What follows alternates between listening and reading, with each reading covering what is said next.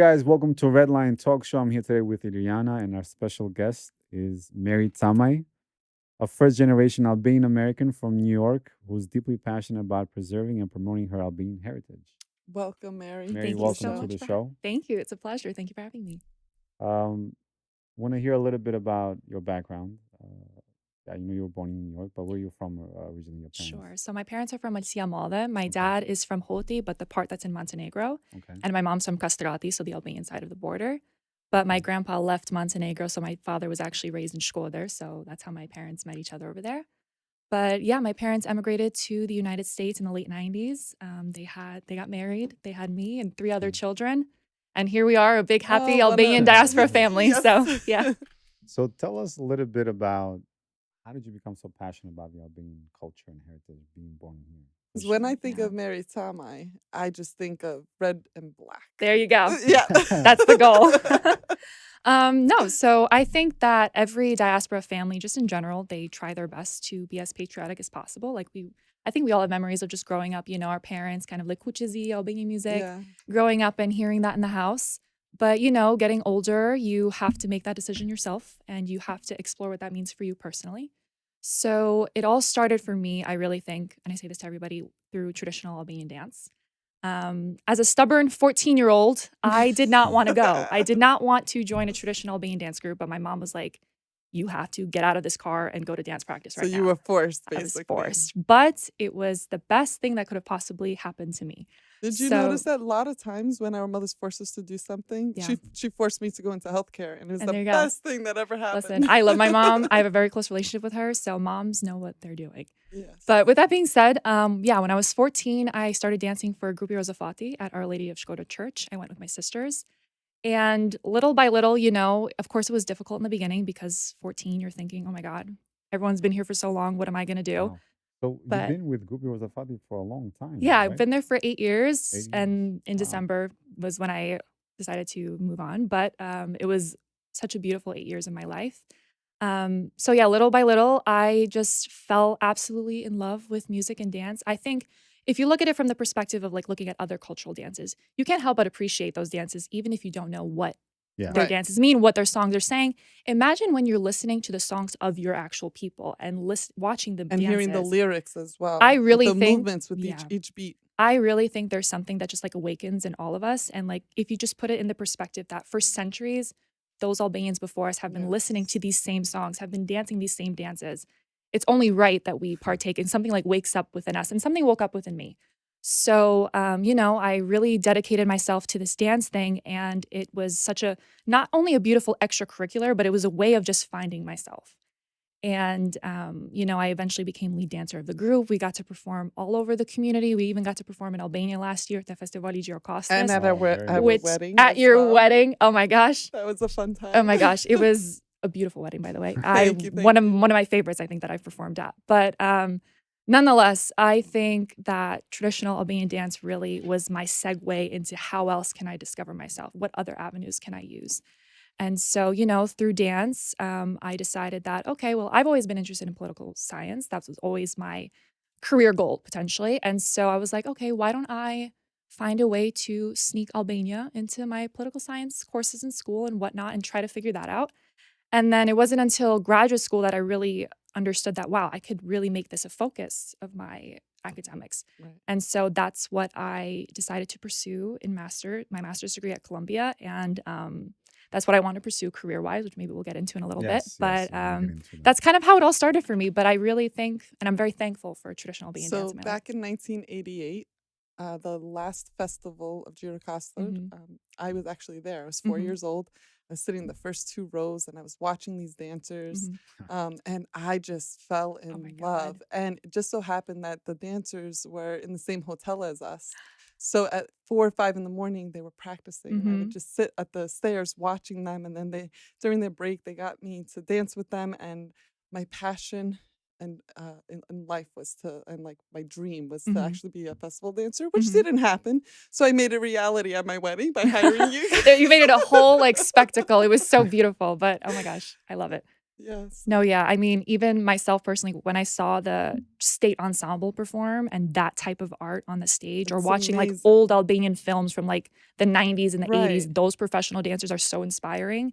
And I tried to emulate that through my dance. And then, I just fell in love with who I That's why I'm was. just so So, proud of like all of these dance groups that are out there because we mhm, didn't have this Yeah. when I was younger. yeah. So, I mean, Yeah. from your experience Hmm. now, would you suggest this to a young girl who's going through, maybe doesn't know what to do or how to get involved? Would you encourage them to go to dancing? Yeah. Oh my gosh, 100%. This is a good way for them to get involved in the Yeah, community at a young age because they're not going to like some of these organizations yeah, and these yeah. meetings and I stuff. have two younger sisters and a little brother. I'm gonna start with my brother. He's 10 years old. So he's just gonna do whatever like he's told to do, or I guess wherever we take Yeah. him. And it was so important to me. And I think for like little boys specifically, like you really have to like guide them and make sure, because like young boys nowadays, they can be straight, even girls, like, you have to try and keep them on this path and like guide them and whatnot. And my brother at 10 years old, not only is he good, but he genuinely loves Albanian dance, Albanian music, and he speaks Albanian at home and he asks for Albanian songs at home on his own. So I think just not having a strict, I guess, road to follow, but like gently guiding the kids Yeah. towards their culture or surrounding them so that they feel like they're choosing and they really are choosing it. Right. I think that's important. And any young girl, and I've had many girls that I don't know or girls that have met me in passing that have come up to me and have asked for advice or have even joined dance groups because of what I post on social media or have seen what I've done. And that's like the most rewarding thing for me. And it's really humbling because dance is something that doesn't require you to speak Albanian. And I think a lot of the youth in the diaspora feel ashamed, wrongfully. They feel ashamed that, oh, I don't speak Albanian, therefore I don't have a place to be a part in the community. Or like they will jump to these conclusions and think that I'm going to be judged, so I'm going to take a step back. While it is great to know how to speak Albanian, just because you don't speak Albanian doesn't mean you're any less of an Albanian. Right. And what dance enables you to do is you're able to find a way to be a part of your culture without having Connect to to the speak culture. the language. Mm. And eventually it could segue into potentially you learning it, you're learning the language. But I think dance is a great way for anybody to get involved without having to have that fear in the back of your head, like, I don't speak Albanian, I'm not Albanian enough. Because I think that's what haunts a lot of the youth today. One of the pressures of Albanians in diaspora Mhm. is the pressure to assimilate with the Yeah. area that in the region that they're living in. Yeah. How did you? I know through dance was one way that Mhm. you kind of fought that assimilation, but any other things that you've been involved in? Well, first, I want to say that in regards to the assimilation bit, and I think this applies to a bunch of like life things, having a semblance of like self confidence and self love is really important in any aspect of life. And I think in regards to assimilation, the way I looked at it, it was like, I'm really happy when I dance. I feel the most beautiful when I'm wearing my traditional Albanian clothing. So, because this brings me happiness and me confidence, I'm not, assimilation is just something that's going to, I think, affect you if you have this lack of confidence or lack of self awareness or lack of self love.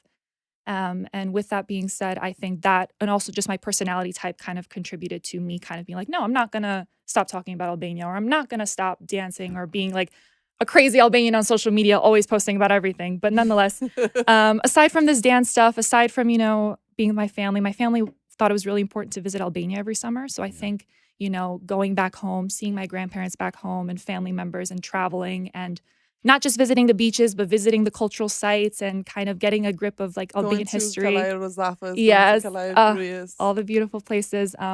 That contributed a lot as well, having that firsthand experience. But also, just seeing a bunch of nonprofit organizations here in New York, the events that they host, the rallies they host, the protests, about how outspoken they are about Albanian issues. I think seeing that was also really important. And just, we're lucky to be in New York, in a state Yeah. that has a large Albanian population. Yes. So it makes it a lot easier for us as opposed to Albanians in other states. So speaking of, you wearing traditional clothing, Mhm. you graduated from Colombia, as you mentioned, Yes. and then you wore the traditional jubleta at the graduation day. Yes. You Tell us- became viral. yeah, I Tell did. us about that and why did you choose? I mean, it's a beautiful thing, Yeah. creativity wise. Hmm. Thank Kudos you. to you. Kudos Thank to you. you. So I figured that people would see it, but not to the extent that it happened. But so the way it all started, I'd applied to Columbia back in March of 2022, and I got accepted. From the moment I got accepted, I was like, I'm wearing my traditional Albanian clothing whenever I graduate from Columbia. Like that was done deal for me. I felt like it was important because I knew at that point that my program was going to directly focus on Albania. So I thought it only made sense for me Right. to wear my Because you're traditional clothing. representing now Yeah. the Yeah. country. Yeah. Yeah. And so, the jublette that I wore in that photo is my personal jublette. I own it. I had found it after years of people telling me, you're not going to find a jubleta voizeva, because the one with the white stripes is jubleta voizeva. You're not going to find Oh, it okay. anywhere. It doesn't exist. It's not preserved anymore because they don't make original jubleta anymore. They make like remakes, but not like the real one that they made prior to communism and whatnot. So everyone told me you're not going to find it. I said, God is hiding that jublette somewhere in the world for me. I'm just going to find it whenever the day comes. Where did you find it? Now I I'm was curious. in Cluj, walking around, like that Yes, Bazar I know Theater exactly. where the Yes. museum is. I was walking and I just entered a random store and it was just hanging there on the wall. And it's saying, Mary. Mary, take me. I ran out the store and I grabbed my mom. I was like, because I didn't want They're like, look at this crazy American. Yeah, oh my gosh, no, because I didn't want him to see from my face that like, oh, this girl wants the jublette. Like, And they're gonna I charge you wanted to double. kind of be a little low key about it. So I grabbed my mom and of course we got it. We brought it to America. We had someone restore it a little bit and I've worn it at many performances and then I wore it at my graduation. So that costume is very special to me for that reason. But What was the reaction from non-Albanians seeing that? So again, with New York City, it's a very diverse city. Right. So there's a lot of cultural appreciation already. And with a school like Columbia University, there's a lot of international students. So there's different manifestations of culture all over campus. So that specific day when I was taking my graduation photos, there were several students that stopped to my parents, because my parents were there, and asked them, oh, what clothing is this? What country is this from? Oh, it's really beautiful. They're very intrigued. Very intrigued, Yeah. and a lot of positive looks. I didn't get any negativity whatsoever, which was so beautiful. But And your friends they already knew, Mary, of course. Mary the Albanian, Mary the one with the Albanian eagle necklace on every day. But no, I was very happy that I did it. And I had danced in New York City or walked around New York City in my jublette before with performances. So just wearing it on my campus was just like another addition to that. So I was very happy. But when I posted it on social media and the positivity and the beautiful comments I've gotten from worldwide, from Albanians all over the world, from elected officials in Albania as well, I was very fortunate and I was very thankful for that positivity. And I was happy that the message that I wanted to give through that photo was received and well received by Albanians all over the world. So I was very happy about that. And the message is? The message is that being Albanian is our strength. Our That's identity a is good our one. strength in against any adversary. It's been our strength for centuries at the face of so many enemies, and it's still our strength today, and we need to view it as such. And then one more thing, I think if we were a little more understanding towards ourselves as an Albanian population, we would be a lot better off. I think it's good to look at what we're doing and see how we can improve, but critiquing without solutions is not going to get you anywhere. I think Right. we need to be more understanding towards ourselves and who we are. So speaking of that, right? I Mhm. want to just take a moment, just focus on your studies. 'Cause Yeah. you focused on the Albanian people in the Balkans Yes. as a population. Yes. Tell us a little bit about that. What did you find, first of all? Sure. So my master's program was just a one-year program. Mhm. So there wasn't one main thesis that we would write over that 1 year. We just had a bunch of classes and several papers and whatnot. So I purposely said Albanians of the Balkans because I didn't want to focus just on Albania. I wrote about Kosovo, North Macedonia, Chamria, Preševa, Montenegro, all of those regions where we are. Yeah. And my point was that Albanians are indigenous to the Balkans. We're indigenous to the Balkans. That's why there's no one border that can confine us. And the border that represents the Albanian state today is not the accurate state of the Albanian nation. Yes. Right. With that being said, in my classes, even though they weren't classes specifically adhered to Albania, all of my assignments, I found a way to focus them to the Albanian nation. So, for example, a Russian propaganda class I took, I wrote about the use of Albanian film during communist Albania and the propaganda through that, and the using of the Albanian identity in communist propaganda, how that affects us today and whatnot. I've written about, the state of Kosovo and Serbia and why are tensions arising again between Kosovo and Serbia, and why was there this frozen peace from the end of the war until now, and now we're seeing a little bit more action, more ethnic tensions in the border and whatnot. I've written about the Albanians in Montenegro and how they're indigenous to that region and how they contributed to the independence of Montenegro from Serbia, but that doesn't necessarily mean that this Montenegrin state represents Albanians or indigenous Albanians the way that it should. In regards to the Albanians of Chamria, I think that they're overshadowed a lot and they're not talked about enough, and how they got stuck at the Greek side of the border and how the eruption of like World War I and II, how that kind of blinded the world from all the travesties that were going on with the population exchange between Greece and Turkey. Same thing with the Albanians in North Macedonia, what they went through, how they are indigenous to that region. However, they've had to fight for the right to have Albanian schools, Albanian universities, and how they still struggle to this day. And what I'm very fortunate to say is that in these classrooms and in these academic settings, despite what we see in political dialogue and how Albanians or the Albanian perspective is oftentimes shunned or viewed as like nationalistic when we talk about these things, in the academic settings, I've received overwhelming support in classrooms. I've seen people agree. In my entire year, I haven't had anybody tell me, oh, you're wrong or that's not correct. Is this agreement from students or Students teachers? and professors. Okay. Students and professors. The professors were very helpful. And what I thought was interesting is that, so in my program, one of the research skill requirements can be fulfilled by fluency in a foreign language. Yeah. And so I, of course, wanted to use Albanian to fulfill that research skill because I wanted to use Albanian books and Albanian articles to write my papers because, quite frankly, I think that articles written by non-Albanians or Americans or the British people, I think they don't suffice to explain the Albanian narrative. And I think that's what's lacking a lot.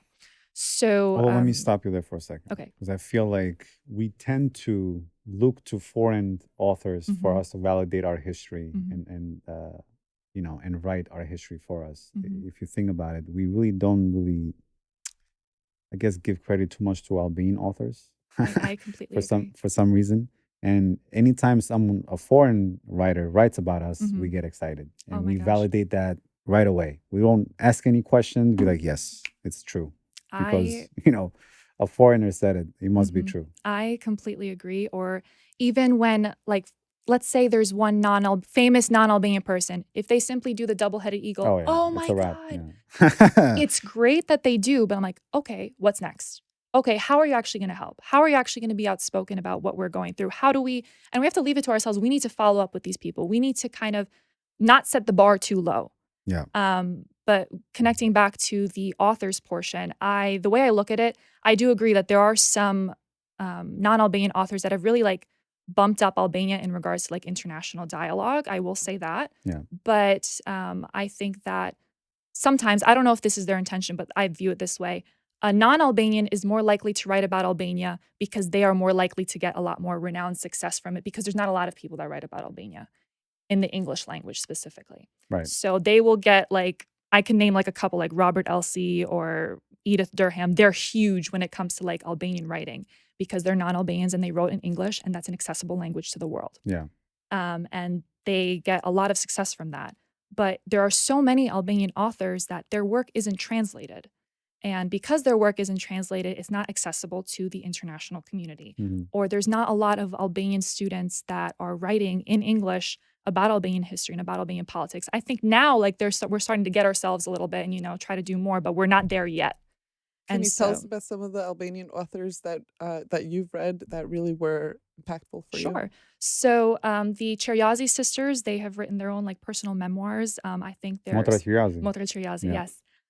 So they're I've read their books. I love their books. They're really wonderful in regards to like finding like Albanian female figures that have contributed to, the enhancement of the Albanian education in Albania, which was wonderful. I personally tend to strive to find books from the Academy of Sciences in Albania, political science or cultural sciences or whatever. These books, so actually a little fact about myself, I am a collector of like Albanian books that are no longer in publication, like books that were published in the 80s and the 90s. We have a lot of those. Well, she does. Her father So, does. oh my gosh, maybe your father You and I have to would get meet my along. father. Oh my gosh, we would get along. But I tend to get those books because, I think communism is a touchy subject, but during communism, the publication of books was like amazing when it came to cultural books, when it came to history, sciences, anything you wanted was published during that time. I also want to say though too, during that time, the filmmaking, Yeah. even though the propaganda was there, but from the production point of view, Yeah. it's quality work, Amazing. right? I don't know if we'll For the ever reach there time again. and for the technology that I had back then, Mhm. I'm like, this is some pretty serious Yeah. production here. Yeah. That's pretty good. I mean, the propaganda, of course, but Putting that aside, nonetheless, Yeah. it was beautiful Right. work. I love old Albanian films as well. But yeah, so with that being said, I collect all these books whenever I go back to Albania. I like come back with like a luggage of like 20 books. But anyways, I tend to pick more so the Academy of Sciences books, the books that came directly from the state. Ukshin Hoti is another really big political scientist in Albania's time. There's a bunch that don't come to mind right now, but nonetheless, I try to use these books in my writing, and I would do as much as I could to give or to reflect the views of these Albanian authors through my papers in school. To go back to Colombia Yeah. and fulfilling your requirement for a foreign language, Yeah. you had to kind of go through a few hoops in order Mhm. to actually that happen. Yeah. make that happen. Yeah. So Colombia has a plethora of fluency exams at their disposal. They even have a website that lists them all. But Albanian's not on that list. Mm. A bunch of other Balkan languages, almost all of them are there. Albanian's not on that list. And so when I approached my professor and I said that I wanted to use Albanian in my Well, program, did you ask him why it wasn't on the list? no one had ever requested it before. Oh, okay. Because I'm sure there have been Albanians that have used the Albanian Right. language in their program, but I was one that I wasn't born in Albania. I didn't go to school in Albania, so I had no way of verifying that I was Right. fluent in Albanian. So she was like, I trust that you speak fluently, but I need to have some form of verification. So I need to find a way to provide you with a fluency exam. And so a few months had passed, and the fluency exam took place in my second semester as opposed to my first semester. So they found a professor at some other school. They didn't give me the information of the professor, but I wish I knew who. But the professor had provided them with the fluency exam, and I took it at school, and I passed it with a perfect score, Very nice. which I was very happy about because I was expecting the worst. I was like mortified because, I grew up speaking Gegnish, the northern dialect, Yeah. and I'm self-taught in the proper dialect. I'm self-taught. So I don't speak 100% perfect. I kind of like switch back and forth, but the exam went well. That's how I Um, sound. I switch back and forth. I'm also from the gig, but I I was self-taught. talking to a cousin. Yeah. She's like, why does Mary talk like that? I was like, I have no control. Just whatever comes out, comes out. But I got a perfect score on the exam, and the professor informed me that I was the first student to have requested this So exam. now, is it listed now at Columbia moving So forward? I asked if it could be listed, and she said you would have to have some type of like more students like grouped together to want to get this listed, and you would have to contact the There's school quite a- directly and everything. Is there an So Albanian? there is an There Albanian is. club, and I'm just now getting familiar with them. Okay. And I've met with them a couple times. So this would be a great initiative to actually get it on the website. And the professor's concern was that not enough students requested for them to like really advertise it on the website. But maybe we can change that. What does that cost them? It doesn't cost Really anything. not much. Yeah. But I mean, at least now I know that at least I took one so that if another one or two students were to trickle in and like ask for it, they would know what avenues to take Right. to find that exam quicker than they did for me. but that's the first step. Yeah, which that's the is- first step. Exactly. And I'm very happy about that. But yeah, a bunch of the other professors that I've worked with have been very welcoming of the fact that I wanted to represent the Albanian narrative. And in regards to sources, although they couldn't help much with finding Albanian sources, they were very open to the sources that I've had and the books I had or the papers that I was able to find in Albanian. So I'm actually thankful that they created that environment for me to explore that. Very nice. So you mentioned politics. Yeah. like my favorite topic. You work very closely with Mark Jonai, Yes. who is the chair of Këshilli Koordinues të Diasporas. Yes. Tell us a little bit about that initiative. I Mhm. want to hear more about and your involvement with that. Sure. So Këshilli Koordinues të Diasporas was founded in 2019, and it is a purely volunteer council. So the 15 members that are in that council are volunteers. Okay. But what they're supposed to do, they represent different diaspora communities throughout the world. So, for example, we have 3 representatives from the United States, one from England, one from Germany, one from Australia, and so on Oh, and so so this on. is a Worldwide. global. Okay, wow. Yes, So it's and they're 15 of them. 15 of them, Right. and they're looking to expand the number. And of course, Mark has been the chair of the council since 2019, and then he was elected again as chair, so he still has his term as chair. I personally got involved with Mark and the Këshilli Koordinues të Diasporas sometime like early last year. And, considering the fact that like COVID hit and everything, they weren't, they kind of were set back like we all were. But now they're really picking up speed, and I'm really excited for what they set So out to do. is this an organization or is this a private? What is it? So this technically, it's not part of the Albanian government, but it's like the Albanian government said, okay, we want to create this council. Okay. We want to nominate people for this council. And then they created this council of 15 people. They're volunteers. They're an independent apolitical council, but they are able to make suggestions to the government in regards to what the diaspora law should say, or inform the government, these are what our diaspora communities need. Right. Or they're able to collaborate with each other, either internationally or domestically, however many members are in each country, and create events that are for the betterment of the diaspora, work on those issues. That's kind of the goal of this But council. who elects the members that you're referring to? Is it the Well, government or is it so the first time that, I guess when it started in 2019, I believe they were selected, if I'm not mistaken. okay by the But government? I believe so. I wasn't Okay. there from 2019, but I believe so. But nonetheless, and again with COVID hitting and everything, there was like a little flux. Some left, some came, whatever. But I know Mark's goal is potentially to have the diaspora picking their representatives on this Which makes council. sense. That's Right. been his goal from day one. They're in the process of reforming the diaspora law and talking about these stuff and changing bylaws and whatnot. But that's his goal. That's what he So wants. how does So. this organization get back to the community Mhm. Right. and to Well, see what the needs are to bring back to the motherland? So what's basically, this council, even though they are located internationally, they have monthly meetings with each other via Zoom.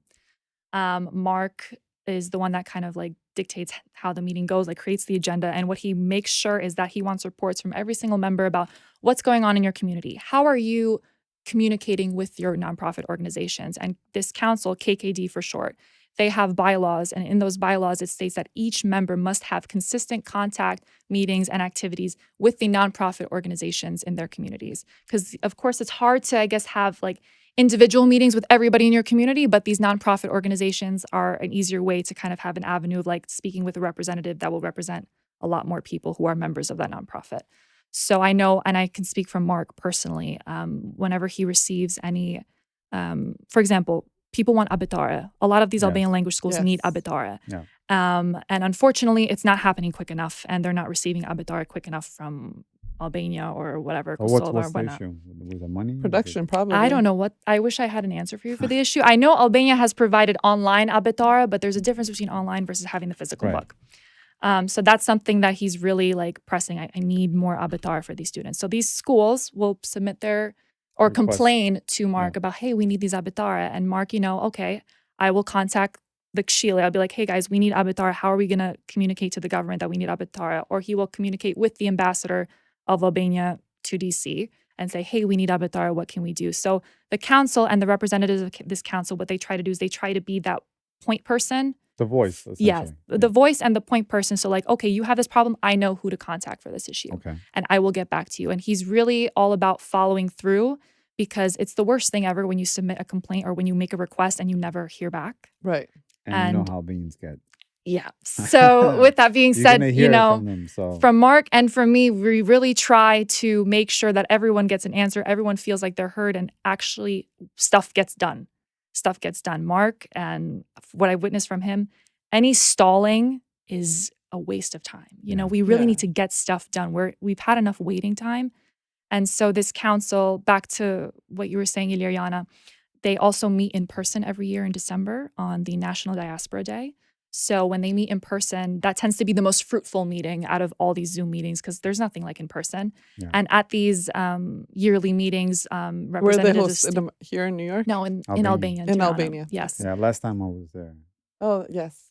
Yeah, but I think you're at the summit probably. summit, The yeah. summit happens in November. I don't believe it's happening this year, but their meeting happens in December. oh, okay. And at Yeah, this the summit meeting, I went to, yeah. So at this meeting, members of state are present and invited. Ministers are invited. So it's people representing health, economics, education, whatnot. They're all there to hear what the council has to present to them. The council has a little bit more autonomy as to how the meetings go because the Kshili Kornusa Diasporas together with Agencia Kombëtare Diasporas, they make the agenda. They kind of say, this is what we're going to talk about. This is what we need answers on. And, KKD, even though it started in 2019, like I said, because of COVID and everything, it's still relatively new. We're still working out the kinks in it all, but I really think it has the potential to be something good. And I know Mark, as chair of the council, he's trying to really make it something that outlasts all of us. He wants to really, because a good foundation and a good start is what will make for a successful long-term future. So, yeah. No, I mean, I agree with you 100%. I think it's not really that well known, to be honest with you. Mhm. Only people that are involved in the community, heavily involved, know about this, Mhm. including me. I mean, I heard about it, but I wasn't really Yeah. sure what it was. Mhm. I feel like there's an opportunity there to to do some marketing around that, exactly Yeah. what it is, and what the purpose is, right? Yeah, yeah. And how people can reach you guys. Yeah. 100%. I think Is because there a right now, website for this? yes, they have actually Coordinus e Diasporas website online where they have information. But what I will say is that throughout this entire year, the Ministry of Foreign Affairs has been a state of like restructuring. Mhm. And so a lot of stuff has been in flux this year. There's been a lot of like, reassignments and whatnot. And again, the changing of the diaspora law, because that law kind of affects how some things So operate. let's talk about the diaspora Yeah, law sure. and the change. Yeah, sure. For those who don't know. Sure. So basically, the diaspora law, and this was under Mark's request. I feel like I'm speaking a lot on his behalf, but this is interesting nonetheless. So basically, on Mark's request, he had requested to the Minister of Foreign Affairs that we pull back the diaspora law because he said that the diaspora law was put in place without much input from KKD. So he asked, Well, can we pull it back so that we put our Just input take a step in? back. Mhm. What is the diaspora law exactly? So the diaspora law essentially is about how the Albanian state or the Albanian government is seeking to support or interact with the diaspora. So for example, it will define, what is Chandra Kulturora, like a cultural center? How is a state able to create these cultural centers? How is a state able to fund these cultural centers? What is KKD? How does KKD operate? What are the responsibilities of KKD in relation to the Ministry of Foreign Affairs? How is the Ministry of the Foreign Affairs, how do they identify nonprofit organizations? What is an Albanian nonprofit organization, diaspora? That's essentially like the law outlines all of that, very briefly nonetheless. Okay. But Mark had requested that, the law be pulled back so that KKD can give its input on, restructuring the law and what we need from the law. And the Minister of Foreign Affairs, he was very open to it and he agreed and he started that process where they pulled back the law. They've had a lot of working groups in which KKD has been a part of to, give their opinions on the law, give their comments, how the law should be reframed so that KKD can come out as not simply an organization that's suggesting like, hey, I think you should do this. No, like we need to do this because these are the requests of the people and this is how we want to move forward. So KKD at this present moment is really focusing on strengthening the foundation in order for more improvements to come 100%. for the diaspora. 100%. And I think KKD, the Albanian word they use is ullilse, so like a bridge type of sort between these diaspora communities and the Albanian government at home, and how, again, emphasizing the fact that this is an apolitical, independent council. There's no politics in this council. There shouldn't be any. And how they want... I mean... I'm just saying how the law is. But nonetheless, that's the essence of what KKD is supposed to be, and that's what Mark is really striving to preserve. So is this like where they have to get a membership, or do they? How does someone joins the KKD, or how does someone becomes involved with the KKD? So, or is it strictly only people that? In regards to being on the council, at this point, I'm not entirely sure. I don't think they're entirely sure of they're waiting for the mandates of the current members to end, I think, to figure out exactly how we're going to do. So new the reason why I'm members. asking is that, right now information trickles down very poorly in our community, as you know. Mm-hmm. And it's hard to get information out to the community because there's many different groups who get information, and then the way they pass that information, there's no direction at the moment, right? So what I'm wondering is that if KKD's role is to do exactly just that, be the middleman between the government and the community here, and trickle down that information the right way, right? Which is open and it's public for everyone, not just a certain group of people. Is that something that you guys are striving for, or is it? So I know they actually had a KKD meeting today. That's why I was a little bit late. Fresh. But so what they're trying to work on, and an initiative that a lot of the members support, is this thing called Gazeta Diasporas. Okay. And what that is, it already exists. It's like an online website, but they're trying to strengthen it more. And what that is Gazeta Diasporas. Any individuals or nonprofits in the diaspora that want to advertise what they're doing, want to advertise the efforts that they're leading or the issues that they're facing or successes in the community. They want to find a way to, all through this Gazeta newspaper, inform the world or all these diaspora communities throughout the world as to what they're doing, how they're doing it, and that kind of access to that information and connecting these diaspora communities. That's something that... that's not Gazeta Dili though, right? No, that's not Gazeta Dili. For Vatra, which Gazeta Dili is also great. But in relation to KKD, Gazeta Diaspora is something that they're really I trying haven't heard to. about this. I know. Yeah, it's something. Is There's. this, Go is this, does it exist already, or is it It's a something? website. It It's a has their website? Okay. social media as well. It's actually great. I've taken a look at it. I didn't know it existed until last year. Oh, okay. So, and I Who met manages that? there's this girl in Albania. She's currently doing it mostly on her own, and she needs more help with it. And that's something that Mark decided that we're going to try and get this under KKD and whatnot, and try to strengthen that. So, yeah, there's that. That access to information is something they're really working on. They're also KKD works with Agencia Kombëtare Diasporas, the National Diaspora Agency in Albania, and they also have their newsletter as well. And what they're trying to do is they're trying to make this newsletter as informative as possible, directly emailed to Albanian nonprofit organizations, Albanian individuals across the world, so that there's more that direct, like receiving a newspaper in your mailbox, but getting an email digitally. So they're trying to do that as well. Of course, there's a lot of kinks that they're working out because, again, like I said, there was that restructuring process. They were in flux, not knowing a lot of stuff. But, with what they have, I think they're really setting out to do something good. And like you said, I think this access to information and transparency is really important. And that follow through is what the diaspora needs, because we need to follow through on our promises to build that trust and not break it for the future. I want to try to link back your studies on the Balkans and the Albanian population, and also this topic that we're speaking about right now about the Albanians in the diaspora. And what kind of challenges you think the Albanian people faced back then when you were Albanian but not part of Albania proper, and you were in the surrounding states, versus now living in the diaspora? So back then, and I had mentioned to you guys earlier that we should treat our identity today as like a strength. Back then, in the face of adversaries, none of us were there, but from what I gather, we used our identity as our shield. And the fact that for centuries, we've been oppressed, we've been ethnically cleansed, we've gone through genocide, Albanian language still exists today. Our people are still there today. That is such an exhibition of strength. And one of the oldest languages in the world. Which is such a pride that I'm able to speak it, and I'm very thankful about that. The enemy was very physical. Like, we knew who the enemy. You could point and tell like who the enemy was.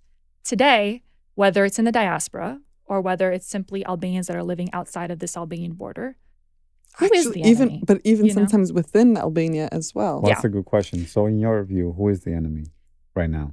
I think right now we are hindering ourselves a lot from what we could how we could reach our fullest potential. So, but are we doing that on purpose or because of the lack of? What do you think? Here's what I think. So, you have to make the distinction between what happened in communism in Albania is something that we can't keep, trying to gloss over. It's something that we have to face. It was like a reality for most of us. It's our history. And, during communism time, when we were talking about propaganda earlier, a lot of propaganda was around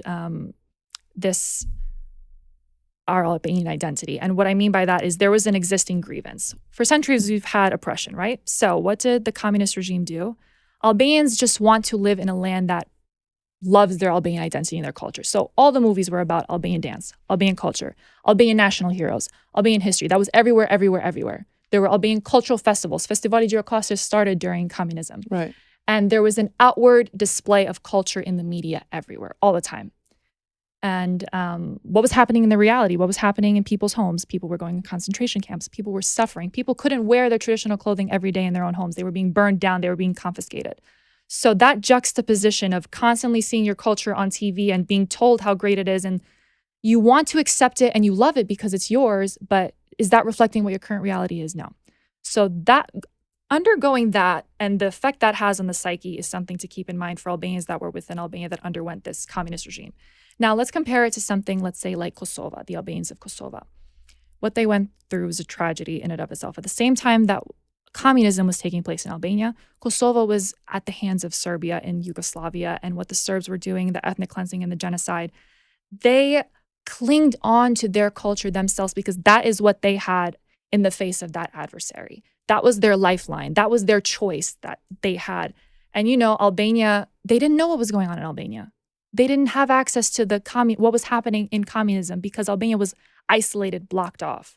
So that little split in our history is something I think we should really keep in mind when looking at Albanians today and whether or not we're choosing to be a hindrance to ourselves or if it's something that we don't even understand yet.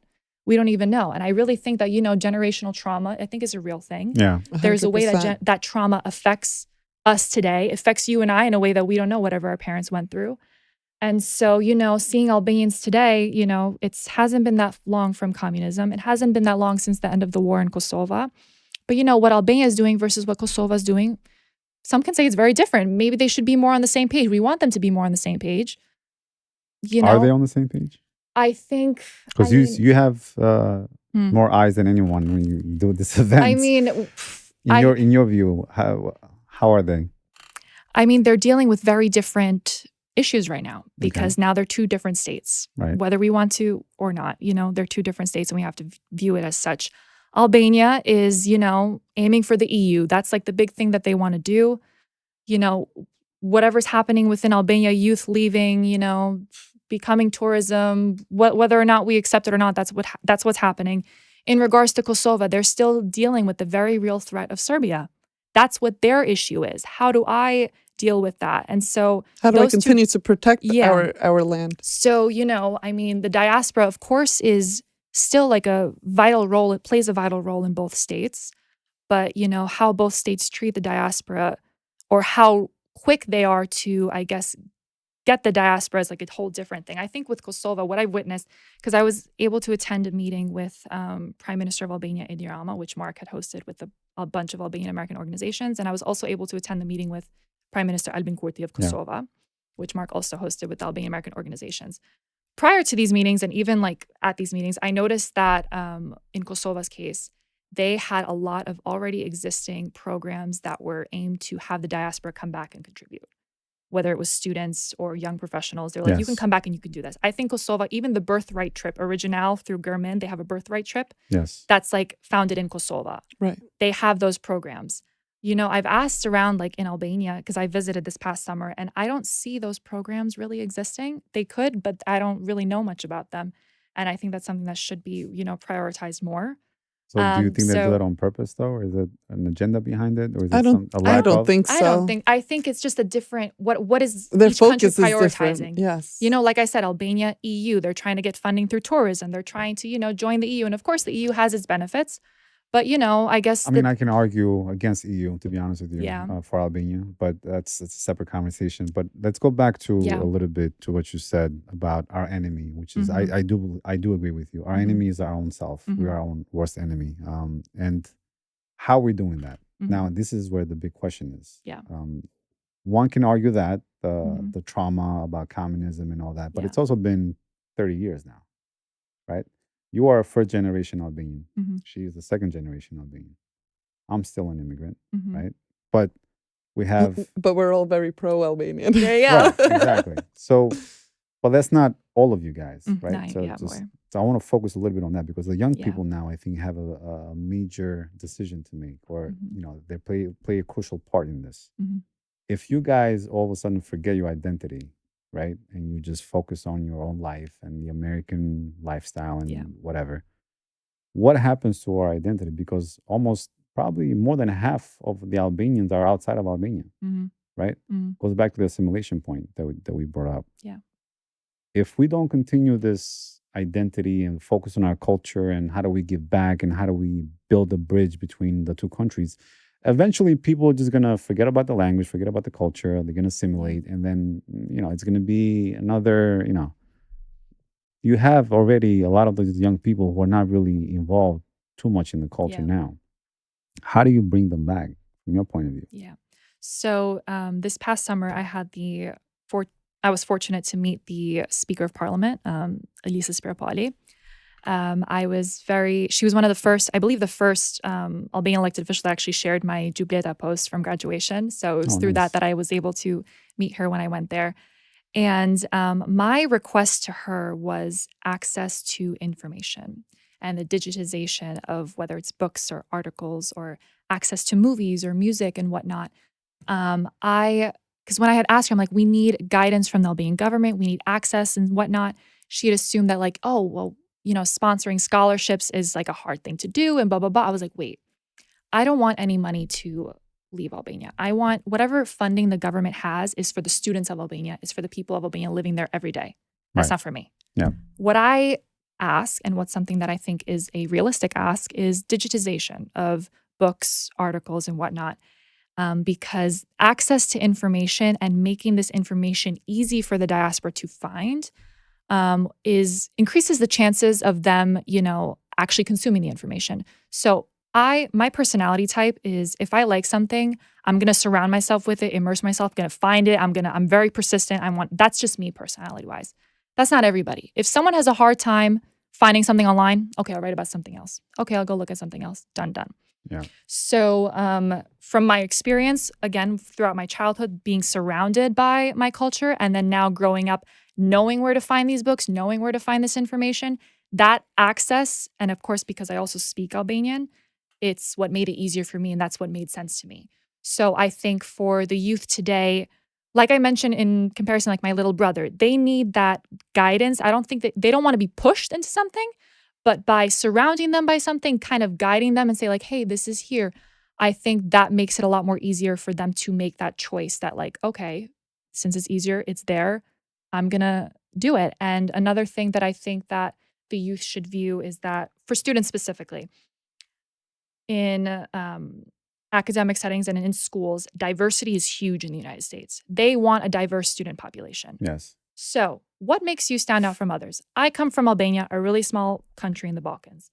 If I choose to represent that region in school, I'm going to stand out application-wise because there's not many students that choose to make that a core of their program. The school is going to see it and say, oh, look at this student. She's representing this part of the world. This checks off a box for us. Let's make her accept it, as opposed to these other students that are seeking to represent a country that's been talked about on end and there's nothing new to discover, right? And I think my generation is the first to really pursue higher education on a mass scale because our parents, are the ones that were immigrants and coming here. So viewing that as like, okay, my identity can benefit me when it comes to getting opportunities, benefit me because if I choose to pursue, studying Albania, I'm learning more about myself, but also the work that I'm producing will potentially benefit back home as well. So I see it as like a win-win situation. And I think looking at it that way for the youth, and I try to, say this as much as possible to anyone I know in my generation, I think it's just the common sense answer, in my opinion.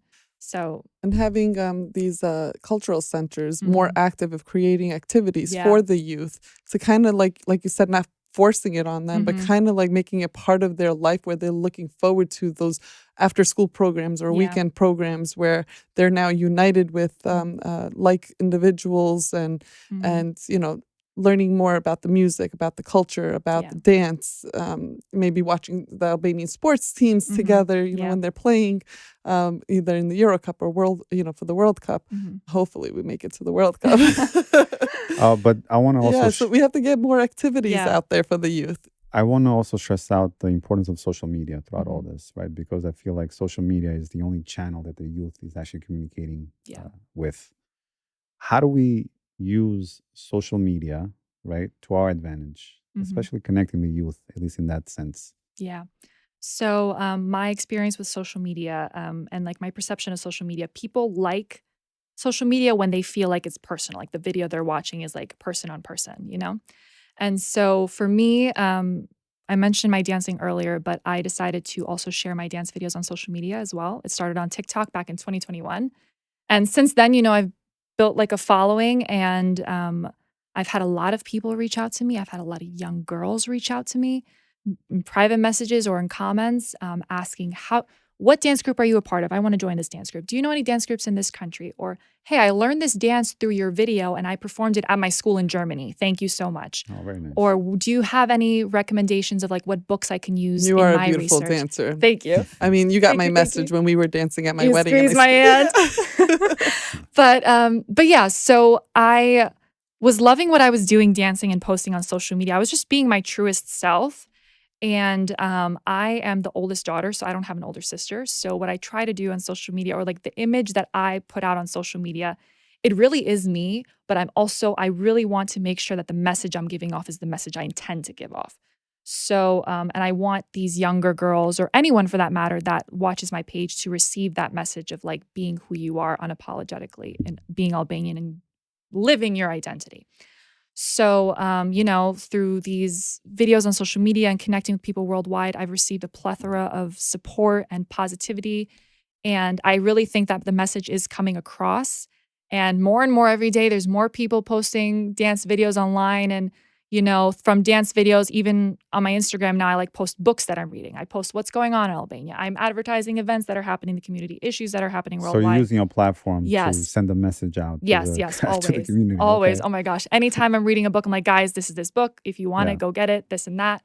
So I really try to cover all aspects in regards to my social media, because also just being like one-sided flat is like boring. Like, okay, dance. Right. We're multifaceted people. We might as well portray ourselves as such on social media too. Well, how would you encourage them to get involved more? Right. Mhm.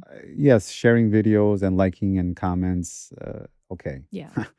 We need to take it a step further than that, Mhm. right? So Yeah. how do you get the youth to really come out and be part of this initiatives, be part of the community, be part of some of these projects that, you are Yeah. working on, right? Yeah.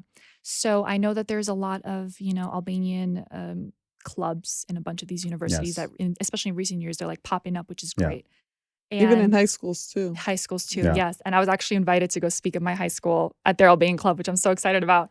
But yeah, and I think that of course, we can do stuff on our own as youth. Like, we don't have to wait for somebody to tell us, like, okay, do it.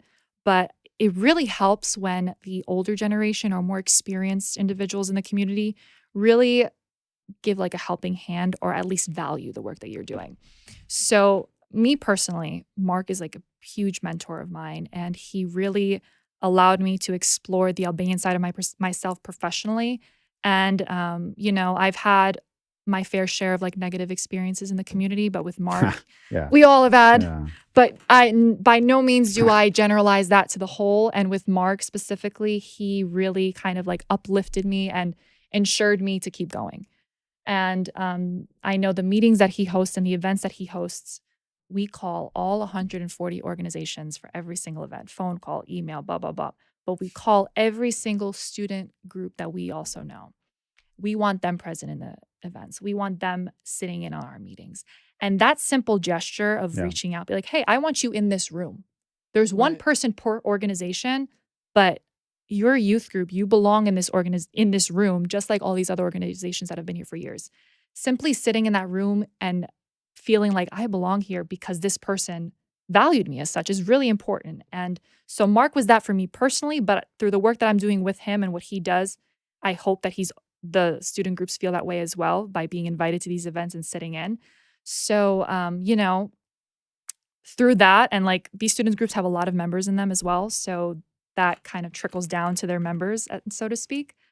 What's nice about these youth groups Mm. is the Albanians in these youth groups, they're from different regions. Yes. And they're all coming together and they're Mhm. coming up with either challenges they're facing or initiatives that they want to work on Mhm. that isn't specific to a specific region, but Yeah. it's specific to them being, born here and, Mhm.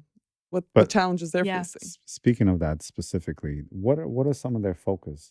This high school students and college students, like what are they focused on? The culture part of it, like the music, the food. Like, what's their? Yeah. So Do they go in more depth than just that, or is it just? I have to be very- honest, I've actually given this a lot of thought before. So I'd say these student groups are relatively newer, like they haven't been that long. So of course they try to get the Albanian students to meet each other as much as possible, have their little socializing, networking Yeah. events, which is important. Right.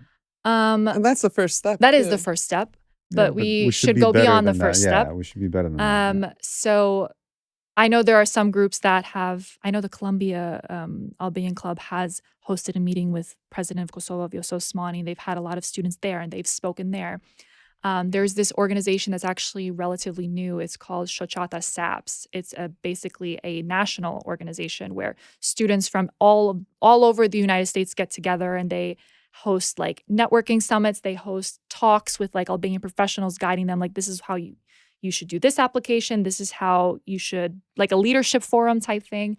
I know last year they hosted an event at the Embassy of Kosovo in Washington, D.C., where a bunch of Albanian students from all over the United States got together in this room with the ambassador of Albania, ambassador of Kosovo, with other big, Albanian figures in the community, whether it's in politics, business, or whatnot. So they are doing that work. But I do see some clubs and youth. This is by no means judgment whatsoever. It's simply suggestion. Yeah. I think we need to have more concrete conversations. I think, we're all Albanian, we're all friends. We're going to remember ourselves after we graduate. We'll stay connected is great. But okay, why don't we have a topic about how, why did this happen in our history? Or do we really understand what we went through? Do we really understand, what our flag means? Yeah, I mean, those type of conversations. Exactly. I feel like we're doing the bare minimum, Mm-hmm. right? Which is, again, food, music, dance. But again, that's the foundation. That's I get it, what but unites. Always no, food, that's- music, and that's culture fine. is Mhm. what is the initial uniting. That's fine. We got Mhm. past the initial Right. step now. Okay. We've been living here for a long time. We should be moving on to the next phase, Next level. Yeah. right? Next level, which is choose a cause. I would love for all these college students to pick a cause and just dedicate some research around it and say, okay, Yeah. we're going to focus as the Albanian Club of Colombia. Mhm. We're going to focus on genocide that happened in, Greece or whatever, Serbia or in Kosovo, whatever. Mhm. We're going to focus on the economy, the current economy state. How do we come up with a plan to combine the Kosovan Albanian economy or to figure out ways for us to collaborate much more closer Yeah. than we are currently now? Like, these are serious topics that Yeah. are currently happening that we should be looking into. I completely Yes, I understand about promoting our culture, promoting our language, promoting, music, dance. It's always going to be there. It's been there for thousands of years. It's not going to Yeah. go away, Yeah. right?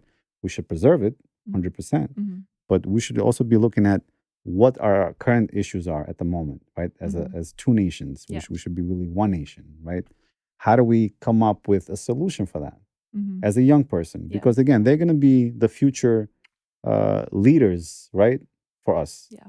If they're not talking about that stuff now, what are they talking about, right? That's what Yeah. I want to understand. But also think about it. Most revolutions and most big changes that happen start The from students. the students. Yeah. So Right. what you're saying is 100% right. If they can all focus on a specific cause Mhm. Yes. and focus that energy on there and unite, now that we're Mhm. having all these different organizations and there is an Yeah. organization that's uniting all the students from all over the country, Yeah.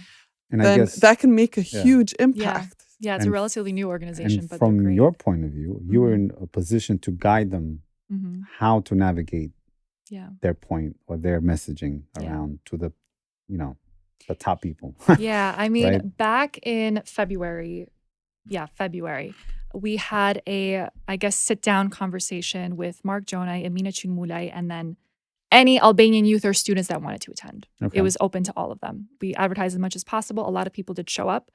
And it was the first event where it was just youth, but it was not like a formal conversation where it's two people sitting there, we're sitting Yeah. down listening. Do you have one question here or there? Right, That's right. it. It was really like a back and forth. And there was this one girl there. Her name is Mary Camaj. She was the president of the St. Francis Albanian Roots Club.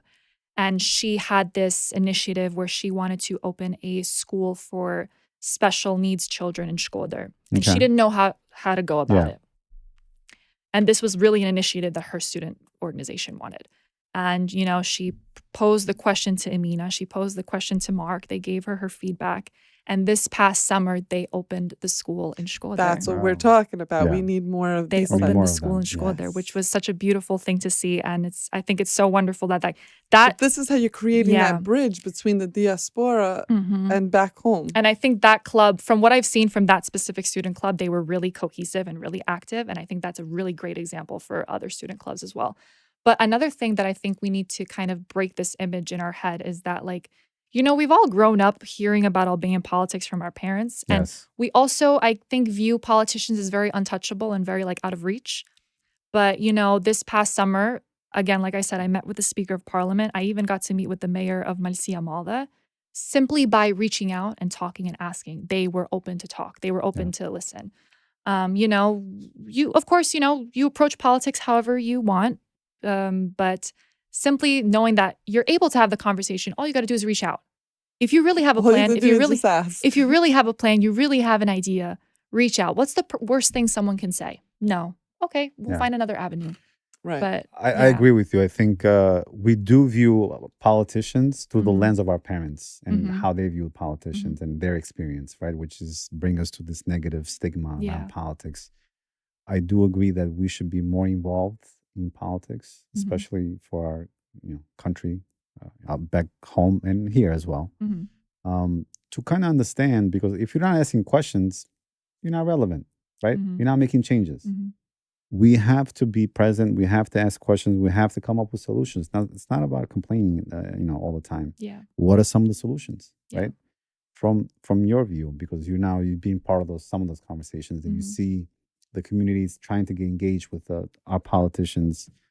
Are we doing a good job with that, or is it just purely superficial at this moment? And is there any follow through when you do address an issue? Because I was at that meeting that you Yeah. mentioned with Ediama. Yeah. Yes, it was some of the questions where, okay, did anything come of it? Not really. I mean, did I expect more? Yeah, probably. Mhm. Yeah. But it was a first step, like that Mark mentioned, that we haven't had a close up with the That- Prime yeah. Minister of Albania Yeah. before. It was mostly towards some event where he was untouchable, right? Mhm. At least this time he was in front of us, I sitting agree, and yeah. then listening, right? Mhm. Now, whether we got the message across, I don't know, but it Mhm. was a good first step. Yeah.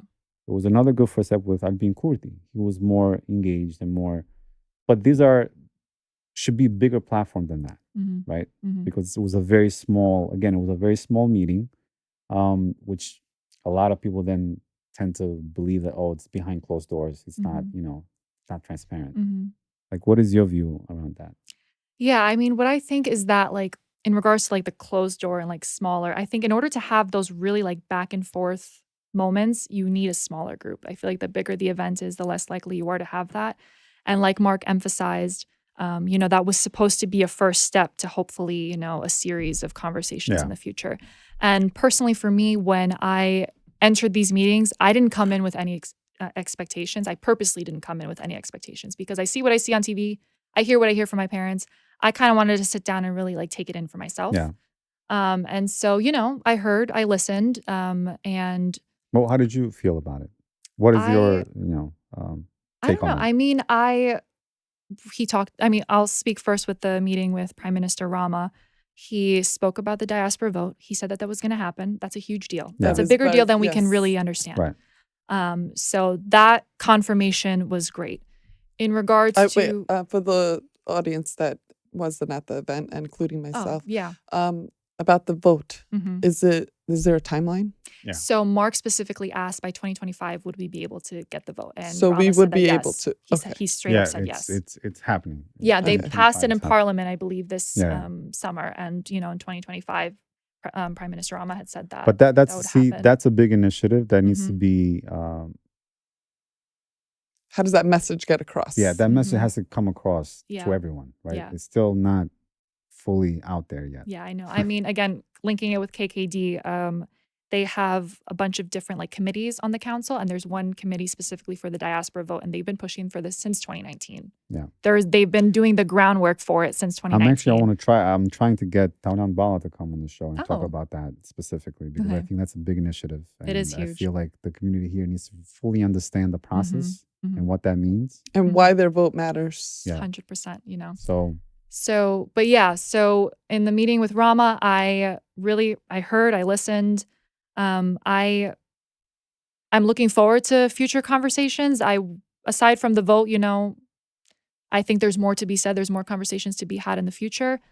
But nonetheless, I think, again, the simple gesture of the prime minister in his busy UN week schedule Yeah. did come and Yes, did I sit agree. down. Yeah. And he took questions. Because I know Mark had wanted to initially structure it as Mark had received questions from the organizations, read the questions, and then open the floor. But the prime minister pushed for an open floor, which is actually pretty Yes. great. yeah, So that happened, and I'm happy that it did happen, and I look forward to future ones. In regards to the meeting with Prime Minister Kurti, I thought it was a great meeting too. I thought that, the emphasis on the diaspora, the emphasis on the programs they have for the youth in diaspora coming back to invest and whatnot, I thought was awesome that he kind of, gave a brief overview over all of it. What I gathered from both meetings is that, the diaspora does play a role in both countries' futures. yes, It can play a role in different ways, course, but yeah. nonetheless, it's a role.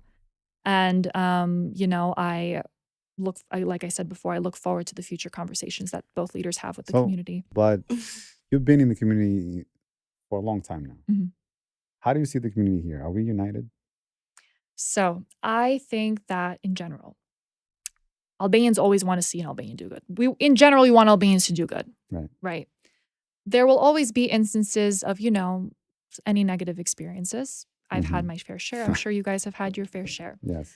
I think that you touched on this earlier with the student groups, but I think we can generalize it to the community. I think there needs to be a greater unified agenda across organizations because, I think it's a beautiful thing that we have different organizations that represent different groups, different issues and whatnot. That's great.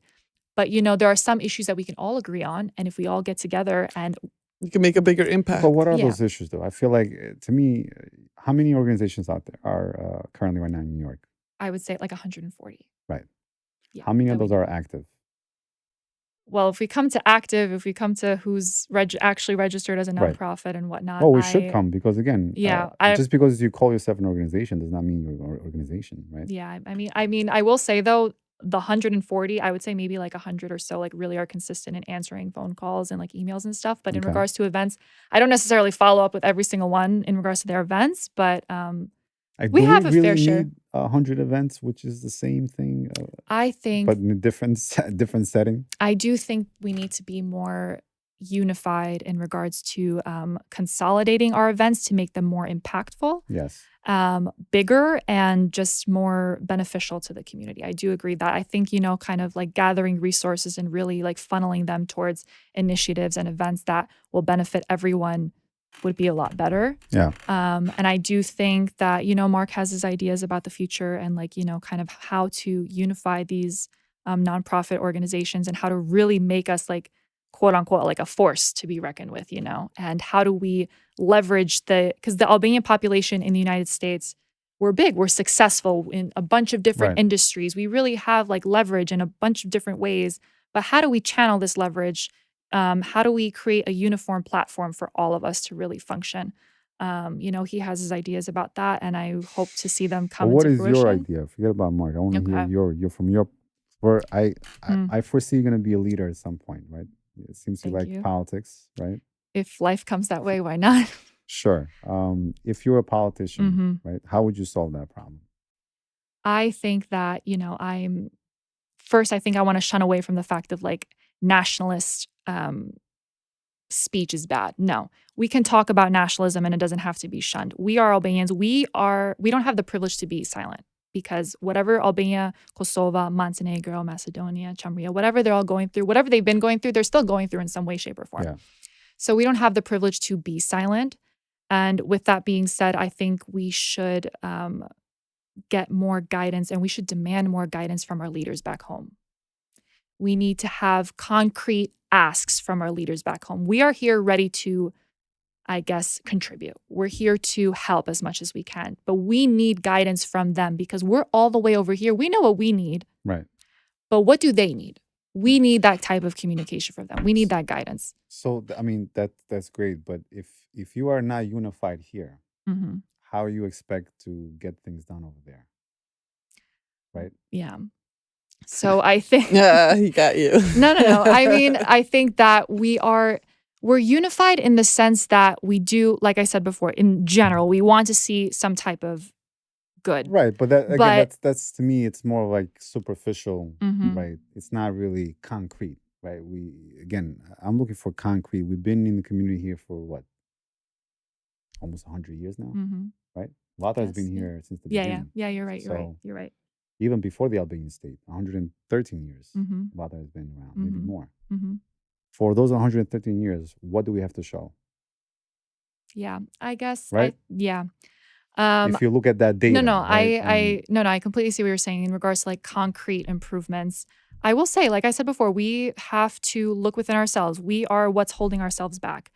And unfortunately, we need to, I guess, humble a little bit. Yeah. We need to the way I view it is this. Whatever I set out to do in life, I don't want someone to say that Mary did it. I want someone to say an Albanian did that. And because an Albanian did it, I can do it too. And I hope that's the perspective that we all approach our work with. And that would be good if we did. But in regards to concrete stuff, I do think that we need to be more understanding towards ourselves. And when we're understanding towards ourselves, we're understanding towards the other too. And getting on the common ground and reminding ourselves that we are on common ground. Just because we're from different regions, just because we represent different issues, there's that common ground that we are Albanian. We want Albanians to do good, and we don't have the privilege of time to waste. Yes. And establishing that common ground. And I think we need those leaders, those handful of people that can really guide people towards that common goal. Because, working individually, although we can achieve stuff, the bigger stuff needs to be achieved as a whole. So I think, and I'm really hopeful with my generation that those leaders are emerging and that they're coming. And I have many friends that I hope and pray that when the future comes, I'll see them do great things, and I see them have initiatives that will achieve this stuff. Again, from the end of communism till now, it's only been 30 years. In the span of things, in the span of history, we haven't had a lot of time to develop in comparison with other communities. So that's not to say that we should slack off and be like, yeah, okay, well, we have time, But we should be like, okay, let's not worry about what we could have done. We're here now. Right. Let's pick up the pace. Yeah. I think that was a great message, by the way. Thank you. Do you like politics?